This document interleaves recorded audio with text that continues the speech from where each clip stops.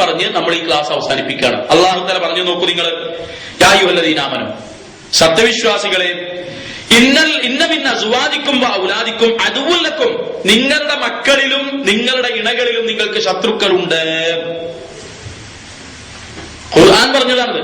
നിങ്ങളുടെ ഇണകളിലും നിങ്ങളുടെ മക്കളിലും നിങ്ങൾക്ക് ശത്രുക്കളുണ്ട്. ഇസ്ലാമിക ജീവിതത്തിനെതിരെ നിൽക്കുന്നതാണ് ഈ ശത്രുത.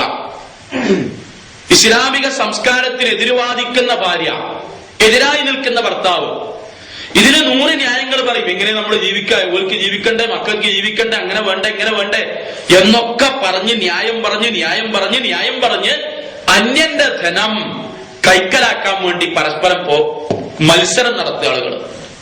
മാത്രമല്ല ഇസ്ലാമികമായ ജീവിതത്തിന് എതിര് നിൽക്കുക. ഇതൊക്കെ നിങ്ങൾക്ക് നിങ്ങളുടെ ശത്രുക്കൾ നിങ്ങളുടെ ഭാര്യമാരിലുണ്ട്, ഭർത്താക്കന്മാരിലുണ്ട്, നിങ്ങളുടെ മക്കളിലുണ്ട്. ഇതിന് ഖുർആൻ പറയാ ഫഹദറൂഹും, അവരെ നിങ്ങൾ ഒഴിവാക്കണം എന്നല്ല. അതാണ് പ്രശ്നം. ഫഹദറൂഹും, അവരെ നിങ്ങൾ കരുതിയിരിക്കണം, സൂക്ഷിക്കണം. വഇൻ തഅഫൂ, നിങ്ങൾ വിട്ടുവീഴ്ച ചെയ്യുകയും വതസ്ഫഹു, വിശാലത നൽകുകയും വതഗ്ഫിറൂ